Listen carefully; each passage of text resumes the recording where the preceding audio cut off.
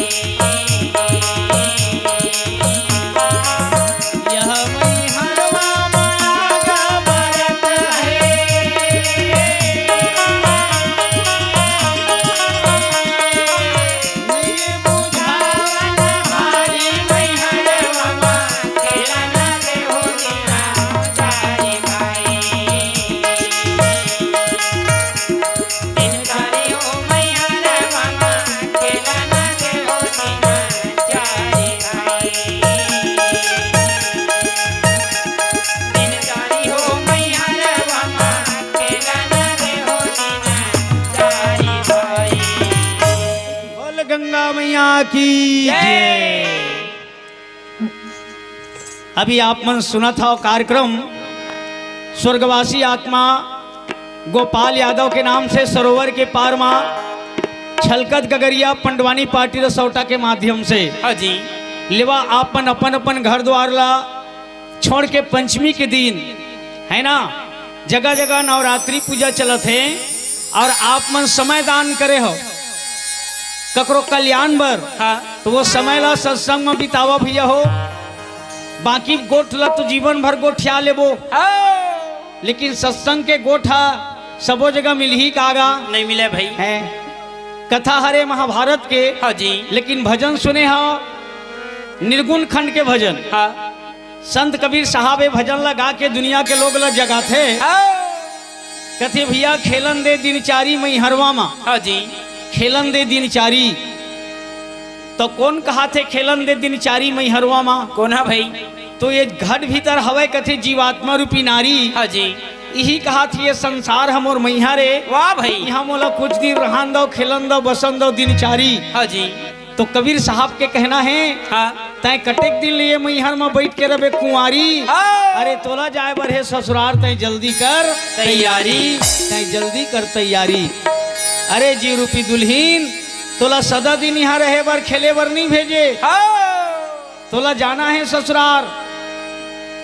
तो ये मैहारे भैया हो ये जीव के संसार है मैहारे। हाँ जी अब इला ससुराल जाना है कहाँ कहाँ भाई? तो करतार के घर जाना है। हाँ जी संसार ला छोड़ के करतार के घर जाना है। वाह भाई तो पहली गमन में 3 जन आए। हाँ नाऊ बामन एक बारी हाथ जोड़ के हंसा बोला थे अशोक लगीनवल टारी। वाह भाई जब देखिस ना 3 जन आवत हाँ जी हाथ ला जोड़ के दुल्हीन खड़ा हो गया। अभी मैं जाए के लिख नहीं हो ये मन कौन कौन है तो नाऊ बामन एक बारी। हाँ जी पहली गमन के यही संदेश है। हाँ पहली गमन कथे भैया हो जे दिन तय जन्म लेके आए संसार में हाँ जी तो वही दिन लग कहा तो पहली गमन। हाँ तो ये 3 जन जरूर सूचना देते। हाँ छठी होते तो नाऊ आथे नहीं आथे ना आते भाई बारी माने संदेशिया। हाँ येती खबर ला वती ले जाना वती खबर ला येती लाना। हाँ अब बामन कहा थे माने नाम धरने वाला है। हाँ वेदी में बैठ करके ये बच्चा के का नाम रखो हाँ जी है ना। हाँ तो नाऊ का बार थे छठी के दिन काबर भाई ये भैया ये शरीर है नरक ले निकल के आए। हाँ जी इला छुआछूत लगे हाँ एक छुआछूत मिटाए बर ना ठाकुर कर कम से कम अपन अपन हजामत बना लो की तब बाढ़े है ते कर बन के हजामत बनावा थे। हाँ जी वो लड़का बेचारा 5-6 दिन होए दुनिया में आए हाँ ओकरो बर छुरा टेमावा थे। वाह भाई तक कथे भाई नरक ले निकल के आए ते कर तो पाप कटाए लगी ना। हाँ जी एक केस ला हटाए लगी हाँ केस भर में ज्यादा छुआ लगते हाँ जी लगते नहीं। हाँ भाई थोड़ा बहुत लग गए तो कपड़ा में भी लग जाते भूल कछवा थे हाँ गद्दा भर में नहीं लगे। वाह भाई गद्दल काट दी तो रद्दा रेंग दी। हाँ जी तो बाबा भैया हो ऐसा नहीं सब नेंग ला छोड़ के ना थोड़ बहुत सत्संग करो हाँ भक्ति करो। तो अब वो कुंवर काया माँ हाँ जी जब ठाकुर के छुरा चलत ना हाँ तो लइका चिल्लावा थे ठाकुर बेचारा काखी ढाले आंसू बुहावत। वाह भाई मत रो बेटा तोला मोर मुड़े के मन नहीं रिचेगा पर तोला मुड़ना एक मोर मजबूरी एक है। काबर तोला मुड़िया तब एक घर में मोर मजदूरी है। हाँ जी और तोला मुड़ा था तो मोर मजबूरी है। नहीं तो सुंदर घुंघरालू चुंदी तोला ऐसा सुंदर खुला थे हाँ एक नजर देख पाने तो जीवन भर तो रूप है नजरे नजर में झूला थे तो कंचन कायल देख के देख ठाकुर ला कटका मया हो गए तेला। हाँ जी रागी भैया हाँ ये तो हुई ठाकुर के संदेश। अब ब्राह्मण ला का कहा थे का भाई पंडित जी अच्छा लगन देख के नाम बतावे। तो पंडित जी तो नाम धरे बने का भाई पंडित जी तो बने लगन देख के नाम धरे भोला। अब भोला कामला छोड़ दे है गांजल डोहरा थे झोला झोला। वाह भाई ये में कौन मुक्ति ठिकाना है कि बेटे नहीं है भाई। ठिकाना नहीं। हाँ जी